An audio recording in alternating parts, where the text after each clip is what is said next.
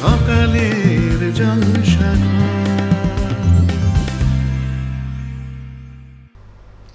নমস্কার, dreams entertainment প্রযোজিত সোনার বাংলা টিভি নিবেদিত শামসের মল্লিক ও নির্মল কুমার সাহু পরিচালিত অনুষ্ঠানে আপনাদের প্রিয় অনুষ্ঠান যেটি সকালের জলসাঘর। সকালের জলসাঘরে সকল দর্শককে সকালের প্রীতি ও শুভেচ্ছা। আজকে আমরা যে অঙ্গীকার নিয়ে এসেছি সেটি হচ্ছে স্বপ্ন আপনাদের, আর সত্যি করব আমরা, পূরণ করব আমরা। এই অঙ্গীকার নিয়ে আপনারা যারা বিভিন্ন প্রতিভার সঙ্গে যুক্ত তারা আমাদের সঙ্গে যোগাযোগ করুন আমাদের দেওয়া স্ক্রিনের নম্বরে। আর আমি আজকে আপনাদের সঙ্গে থাকছি উপস্থাপিকা ইলা রায় মল্লিক। আর এই প্রতিভা নিয়ে বিভিন্ন মানুষ বিভিন্ন প্রান্ত থেকে আমাদের সঙ্গে যোগাযোগের মাধ্যমে স্টুডিওতে এসে পৌঁছেছে। এরকমই একজন প্রতিভাবানকে আমরা পেয়েছি। আর সে তার শুধু বিভিন্ন একটা দিকে প্রতিভা নয়, তার সঙ্গীত, আবৃত্তি এবং আরও কিছুতে সে প্রতিভায়িত হয়েছেন। আর বেশি দেরি না করে চলুন তার সঙ্গে আলাপ করে দিই। আমাদের স্টুডিওতে আজকে পেয়েছি অভিদীপ্তা পালকে। অভিদীপ্তা, কেমন লাগছে আজকে আমাদের অনুষ্ঠানে এসে? ভীষণ ভালো লাগছে। আর যেটুকুনি আমার কাছে তোমার সঙ্গে স্টুডিওতে ঢোকার আগেই অনেক কথা হচ্ছিল যে তুমি আবৃত্তিকে নিয়ে অনেক ভাবনা চিন্তা করছো, তো সেক্ষেত্রে আমরা চাইছি যে প্রথমেই তোমার একটা কবিতা দিয়ে যদি একটু শুরু করা যায়। হ্যাঁ, আবৃত্তি আমি প্রথমে যেটা শোনাবো সেটা রবীন্দ্রনাথ ঠাকুরের লিপিকা কাব্যগ্রন্থের একটি কবিতা, পট। অভিরাম যে শহরে দেবদেবীর পট আঁকে সেখানে কারো কাছে তার পূর্ব পরিচয় নেই। সবাই জানে সে বিদেশি, পট আঁকা তার চিরদিনের ব্যবসা। সে মনে ভাবে ধনী ছিলেম, ধন গিয়েছে, হয়েছে ভালো। সারাদিন দেবতার রূপ ভাবি, দেবতার প্রসাদে খাই, আর ঘরে ঘরে দেবতার রূপ প্রতিষ্ঠা করি। আমারই মান কে কাটতে পারে? এমন সময় দেশের রাজমন্ত্রী মারা গেলেন। বিদেশ থেকে নতুন এক মন্ত্রীকে রাজা আদর করে আনলে। সেই দিন শহরে সেই নিয়ে খুব ধুম। কেবল অভিরামের তুলি সেদিন চলল না।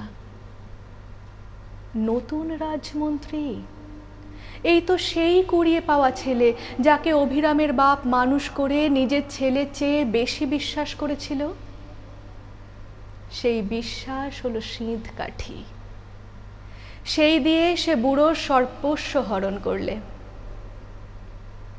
সেই এলো দেশের রাজমন্ত্রী হয়ে। যে ঘরে অভিরাম দেবদেবীর পটাকে সেই তার ঠাকুর ঘর। সেখানে গিয়ে সে হাত জোর করে বললে, এই জন্যই কি এতকাল রেখায় রেখায় রঙে রঙে তোমাকে স্মরণ করে এলেম? এতদিনে বর দিলে কি এই অপমান? এমন সময় দেশে রথের মেলা বসল। সেদিন নানা দেশের নানা লোক তার পট কিনতে এলো। সেই ভিড়ের মধ্যে এলো একটি ছেলে, তার আগে পিছে লোক লস্কর। সে একটি পট বেছে নিয়ে বললে, আমি কিনব। অভিরাম তার নফরকে জিজ্ঞাসা করলে, ছেলেটি কে? সে বললে, আমাদের রাজমন্ত্রীর একমাত্র ছেলে। অভিরাম তার পটের ওপর কাপড় চাপা দিয়ে বললে, বেচব না। শুনে ছেলের আবদার আরও বেড়ে উঠল। বাড়িতে ফিরে সে খায় না, মুখ ভার করে থাকে। মন্ত্রী অভিরামকে মোহর ভরা থলি পাঠিয়ে দিলে। মোহর ভরা থলি মন্ত্রীর কাছে ফিরে এলো। মন্ত্রী বললে, এত বড় স্পর্ধা! অভিরামের ওপর যতই অত্যাচার হতে লাগলো ততই সে মনে মনে বললে, এই আমার জিত। প্রতিদিন প্রথম সকালে অভিরাম তার ইষ্ট দেবতার একখানি করে ছবি আঁকে। এই তার পূজা, আর কোনো পূজা সে জানে না। একদিন হঠাৎ দেখলে ছবি তার মনের মতো হয় না, কি যেন বদল হয়ে গেছে। কিছুতে আর ভালো লাগে না, তাকে যেন মনে মনে মারে। দিনে দিনে সে সূক্ষ্ম বদল স্থূল হয়ে উঠতে লাগলো। একদিন হঠাৎ চমকে উঠে বললে, বুঝতে পেরেছি। আজ সে স্পষ্ট দেখলে দিনে দিনে তার দেবতার মুখ মন্ত্রীর মুখের মতো হয়ে উঠছে। তুলি মাটিতে ফেলে দিয়ে বললে, মন্ত্রীরই জিত হলো। সেই দিনই সে পট নিয়ে গিয়ে মন্ত্রীকে বললে, এই নাও পট, ছেলেকে দিও। মন্ত্রী বললে, কত দাম? অভিরাম বললে, আমার দেবতার ধ্যান তুমি কেড়ে নিয়েছিলে, এই পট দিয়ে সেই ধ্যান ফিরে নেব। মন্ত্রী কিছুই বুঝতে পারলে না। সত্যি সকালে জলসাঘরে প্রথম কবিতা তুমি যে শোনালে, আমরা সত্যি অন্যরকম ভাবনা চিন্তায় চলে গিয়েছিলাম। আশা করি আমার যে দর্শক বন্ধুরা রয়েছেন তারাও এক জীবন দর্শনকে পেলেন। রবীন্দ্রনাথ তো আমাদের জীবন দর্শন, আমাদের এগিয়ে নিয়ে যাওয়ার। তো আজকে সকালবেলায় যখন অভিদীপ্তাকে পেয়েছি, ওর সম্পর্কেও একটু কিছু জানার আমাদের খুব ইচ্ছে করছে। অভিদীপ্তা, তোমার এই যে কবিতার আবৃত্তি চর্চা, সেটা শুরু কখন থেকে? সেই সম্পর্কে এই যে এত ভালো লাগা, আমরা তো সবাই মন্ত্রমুগ্ধ হয়ে শুনলাম ওর কবিতা, তো সেখানে ও চর্চাটা কিভাবে শুরু করলো, এই ধরনের সেই গল্পটা, সেই ইতিহাসটা যদি একটু বলো। আমার কবিতাটা নিয়ে প্রথম ভালো লাগা শুরু মূলত বাবার থেকেই শুরু হয়। বাবা প্রথম দিকে খুব এটা নিয়ে লেগে থাকতেন। পরবর্তীকালে মা ভীষণভাবে পরিচর্যা করেছেন বাবার সময় অভাবে, এবং 2019 থেকে মূলত আমার কবিতার যাত্রা শুরু। আচ্ছা, মানে বেশ বড় হওয়ার পরে? বড় হওয়ার পরে, মানে কলেজ যখন শুরু হলো তখন থেকে আর কি কবিতা শুরু। এবং আমার যিনি শিক্ষাগুরু শ্রী পার্থ মুখোপাধ্যায়, ওনার সঙ্গেই আর কি আমার প্রথম একদম জিরো লেভেল থেকে শুরু হয়। আচ্ছা, পার্থদার কাছ থেকে শিখেছো। ভীষণ, মানে তোমার কবিতার প্রত্যেকটা উচ্চারণ, আর শুধু দর্শকদেরও বলে দিই, বন্ধুদের, যে অভিদীপ্তাকে আমরা আজকে পেয়েছি, ও শুধু যে কলেজ থেকে শুরু করেছে ও বললো, কিন্তু এই ছোট্ট অল্প সময়ের মধ্যে আজকে আমাদের প্রত্যেকের কাছে বিশেষভাবে পৌঁছে গেছে। আমাদের বাংলা একাডেমি, আমাদের অবনীন্দ্র, বিভিন্ন জায়গায় আজকের অভিদীপ্তার কবিতা আমরা আবৃত্তি শুনি আর মন্ত্রমুগ্ধ হয়ে যাই। তাই আমাদের ভীষণ ইচ্ছে যে আপনাদের কাছে ওর কবিতা পৌঁছে দেব, আর সেই ইচ্ছে নিয়েই সকালের জলসাঘরে আজকে হাজির হয়েছি আমরা।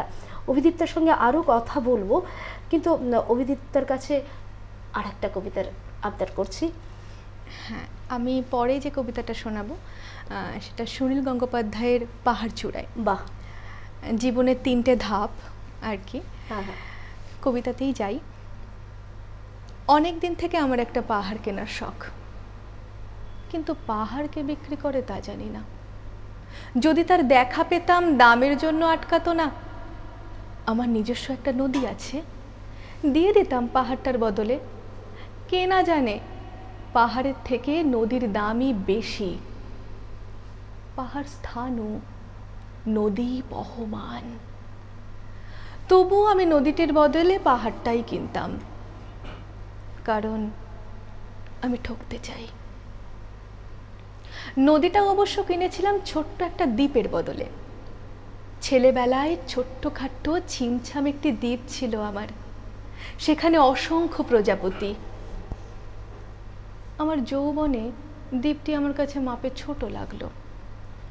প্রবাহমান তন্নি ছিপছিপে নদীটি বেশ পছন্দ হলো আমার। বন্ধুরা বলল, ওইটুকু একটা দ্বীপের বদলে এত বড় একটা নদী পেয়েছিস, খুব জিতেছিস তো। তখন জয়ের আনন্দে আমি বিহ্বল হতাম। তখন সত্যিই আমি ভালোবাসতাম নদীটিকে।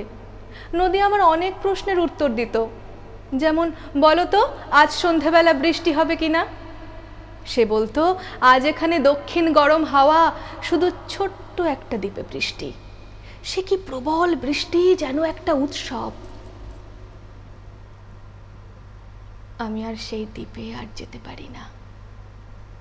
সে জানতো, সবাই জানে, শৈশবে আর ফেরা যায় না। এখন আমি একটা পাহাড় কিনতে চাই। সেই পাহাড়ের পায়ের কাছে থাকবে গহন অরণ্য। আমি সেই অরণ্য পার হয়ে যাব। তারপর শুধু রুক্ষ কঠিন পাহাড়, একেবারে চূড়ায়, মাথার খুব কাছে আকাশ, নিচে বিপুলা পৃথিবী, চরাচরে তীব্র নির্জনতা। এখানে আমার কণ্ঠস্বর কেউ শুনতে পাবে না। আমি ঈশ্বর মানি না, তিনি আমার মাথার কাছে ঝুঁকে দাঁড়াবেন না।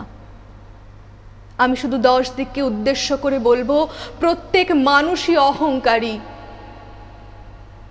এখানে আমি একা, এখানে আমার কোনো অহংকার নেই। এখানে জয়ী হবার বদলে ক্ষমা চাইতে ভালো লাগে। হে 10 দিক, আমি কোনো দোষ করিনি, আমাকে ক্ষমা করো। হ্যাঁ, প্রত্যেকটা আবৃত্তি শোনার পরেও যেন আমরা একটা শব্দই বলতে ইচ্ছে করছে, সাধু, আর স্তব্ধ হয়ে যাচ্ছে জীবন দর্শন। তাই অভিদীপ্তার কাছে খুব জানতে ইচ্ছে করছে যে এই যে তুমি পরপর দুটো কবিতা শোনালে, তোমার কোন বিষয়ের কবিতা, বিশেষ করে কোন বিষয়ের কবিতা পড়তে ভালো লাগে, আবৃত্তি করতে ভালো লাগে? কেননা আমরা জানি যে কবিতা পড়া আর আবৃত্তি করার মধ্যে কিন্তু একটু পার্থক্য আছে, যে যে অনেক কবিতাই আছে যেগুলো পড়তে ভালো লাগে, যে সেগুলো আবৃত্তি ঠিকঠাক যেন মনে হয় না যে করা যায়। আমি সেই নিয়েই বলছি যে কি বিষয়ের কবিতা তোমার আবৃত্তি করতে ইচ্ছে করে, আর কি ধরনের কবিতা তোমার পড়তে ইচ্ছে করে? আমার আবৃত্তি করা বলতে যে ধরনের কবিতাগুলো একটু দার্শনিক চিন্তা ভাবনাটা আছে, আচ্ছা, একটু মানে যুগে যুগে যেটা সত্যি এমন কোনো মেসেজ আমরা পাই, যে মেসেজগুলো যুগে যুগে আমরা ভীষণভাবে নিতে পারি। হ্যাঁ, এই যে তোমার দার্শনিক, প্রত্যেকটা কবিতার মধ্যে তো একটা দর্শন কাজ করে। একদমই। কোন ধরনের, আমি বলতে চাইছি গদ্যরূপ কবিতা আছে, ছন্দের কবিতা রয়েছে, সেই কোন ধরনের কবিতা? আমার বেশি ভালো লাগে গদ্যরূপ কবিতাই। আচ্ছা আচ্ছা, গদ্যরূপটাই বেশি। সেটা আমরা ছন্দের কবিতাটা সব মানে সেগুলো আমরা শুনলাম। তো মানে তোমার কবিতা বলার মধ্যে দিয়ে বুঝতে পারছি যে তুমি গদ্যরূপ কবিতাই ভালোবাসো। ঠিক আছে, আমরা আরও কথা বলবো, অনেক কিছু জানার আছে, কিন্তু আমাদের একটা সময় হয়েছে বন্ধু, একটু বিরতি নেওয়ার। বিরতি পরে আবার আমরা ফিরে আসছি, ততক্ষণ পর্যন্ত সঙ্গে থাকুন। সকালের জলসাঘর।